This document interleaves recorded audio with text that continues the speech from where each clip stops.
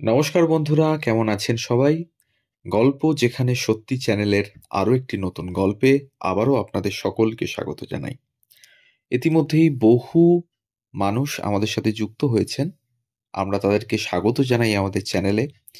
আরও যে সমস্ত মানুষ যুক্ত হচ্ছেন তাদের উদ্দেশ্যে জানাচ্ছি, যদি আমাদের চ্যানেলে নতুন হন তাহলে অবশ্যই আমাদের চ্যানেলটিকে সাবস্ক্রাইব করে পাশে থাকবেন। বেল আইকনটিকে অবশ্যই প্রেস করে নেবেন পরবর্তী গল্প যাতে খুব সহজে আপনাদের কাছে পৌঁছে যায় তার জন্য। আর যদি গল্পগুলো ভালো লাগে একটু কাছের মানুষদের সাথে শেয়ার করবেন, কমেন্টের মাধ্যমে জানাবেন কেমন লাগছে। আমাদের গল্প পোস্ট করার সময় প্রতিদিন ঠিক সকাল 9টা থেকে 9:30 বিভিন্ন তথ্যমূলক গল্প নিয়ে বা পৌরাণিক মতবাদ নিয়ে আমাদের গল্পগুলো তৈরি। ইংরেজ আমল, ঘরভর্তি সাদা চামড়া সাহেব, কালো আদমিদের অন্য ব্যবস্থা, অন্য ঘর। ওদের জন্য খুলে দেওয়া হয়েছে স্কুল কলেজ। সেসব পাশ করে এক ঝাঁক কেরানি সাহেবি অফিসে কলম পিষছে। ওরা আর স্যাভেজ নেই। এসবই তো সম্ভব হলো কুইন আর লর্ডদের দয়ায়। কোথায় কৃতজ্ঞ থাকবে তা না, সারাক্ষণ হুজ্জুতি লেগেই আছে। ইংরাজি শেখানো হয়েছে কাজ চালানোর জন্য, ব্যাকরণ ভুল করে মাঝে মধ্যে। সেই ভুলের সুযোগ নিয়ে ডার্টি নিগার বলাটাই তো মালিকপক্ষের রেয়াজ। হাজার হোক প্রজাদের স্থান ইংরেজ বুটের নিচে। কিন্তু এই বেঙ্গলি বাবুরা বসতে দিলে শুতে চায়। তেমনই একজন ঢুকে পড়েছেন মার্টিন বার্নের অফিস লাইব্রেরিতে। সাহেবদের জন্য সংরক্ষিত লাইব্রেরিতে কালা আদমি ঢুকবে, হে চলতে দেয়া যায় না। তৎক্ষণাৎ তাকে ঘাড় ধাক্কা দিয়ে বের করে দিল পেয়াদা। লাইব্রেরিয়ানের মুখ থেকে বাছা বাছা বিশেষণ উড়ে এলো নেটিভ বাবুটির দিকে। অপমান হজম করতে পারেননি মার্টিন বার্নের সেই কর্মচারী প্রফুল্ল কুমার দে সরকার, ওরফে পি.কে. দে সরকার। চাকরিটাই দিলেন ছেড়ে। তারপর অঙ্কের বই মানে কেশবচন্দ্র নাগ, আর বাঙালিকে ইংরেজি ব্যাকরণ শিখিয়েছেন পি.কে. দে সরকার।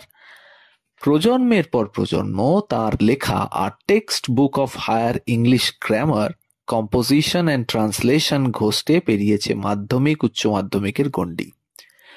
ওপার বাংলায় রংপুরে জন্ম। 1911 সালে রাজশাহী কলেজ থেকে স্নাতক হয়ে ইংরেজিতে এম.এ. করবেন বলে ভর্তি হলেন কলকাতা বিশ্ববিদ্যালয়। সেকালে ইংরেজিতে স্নাতকোত্তর সুযোগ হাতের মোয়া মোটেই ছিল না। দস্তুর মতো দখল রাখতে হতো ভাষাটির উপর। আর কলকাতার এম.এ. পড়ার খরচ চালাতে অনেকেই চাকরি করতেন। প্রফুল্লবাবুও মার্টিন বার্নে ঢুকেছিলেন। অপমানিত হয়ে বেরিয়ে এলেন, কিন্তু দমে যাননি। বুকে বইছে কাঠ বাঙাল রক্ত। শুরু করলেন স্কুলে শিক্ষকতা। রাজশাহীর ভোলানাথ বিশ্বেশ্বর হিন্দু একাডেমি স্কুলে ছিলেন প্রধান শিক্ষক। ছোট্ট স্কুলটির ছাত্র সংখ্যা বাড়াতে থাকে ধীরে ধীরে। শিক্ষক মহলে নাম ছড়িয়ে পড়ে সরকার মশায়ের। পড়াতে পড়াতে লক্ষ্য করেছিলেন অধিকাংশ বাঙালি ছাত্ররা দুর্বোধ্য ব্রিটিশ নেসফিল্ডের পাঠোদ্ধার করতে গিয়ে কাহিল। সমাধান বেরোলো 1926-এ। পি.কে. দে সরকারের গ্রামার বই নেস্টফিল্ডকে ছাপিয়ে বাজারে হট কেক। প্রতি বছর পাল্টে যেত সংস্করণ, সময়োপযোগী সংশোধন রাখতেন তিনি। 1948-এ দেশভাগের পর ওপার বাংলা ছেড়ে স্ত্রী ছেলে মেয়ের হাত ধরে কলোনি সংলগ্ন এলাকায় বাসা বাঁধলেন পি.কে. দে সরকার। নতুন জীবন শুরু হলো, ভুঁইফোড়ের জীবন। যেদিন চলে এসেছিলেন কেঁদেছিল রাজশাহীর মানুষ, ধর্ম নির্বিশেষে। প্রাণের চেয়ে প্রিয় মাস্টারমশাইকে তারা যেতে দিতে চাননি। স্থায়ী চাকরি না করে রয়্যালটির টাকাতে চলছে অনাড়ম্বর জীবনযাত্রা। চাহিদা বলতে ছিল না কিছুই, কেবল প্রকাশকদের কাছ থেকে উপহার পেতেন ক্রিকেট ম্যাচের টিকিট।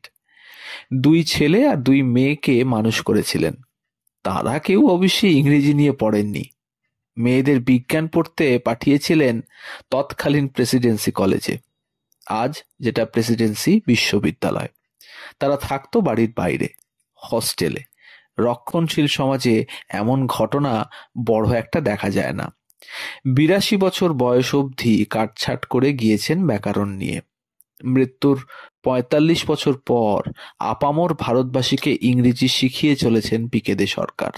তার বাইবেল আসাম, মেঘালয়, মণিপুরেও সমান জনপ্রিয়।